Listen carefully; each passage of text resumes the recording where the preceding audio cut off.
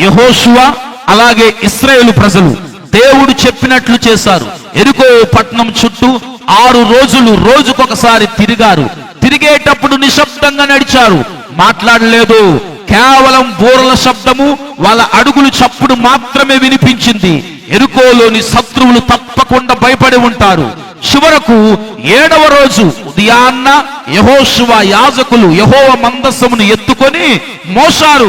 యాజకులు బూరలు ఊదుచు ఇశ్రాయేలు ప్రజలతో 7 మార్లు ఆ పట్టణం చుట్టూ తిరిగారు. యాజకులు బూరలు ఊదగా ప్రజలు కేకలు వేశారు.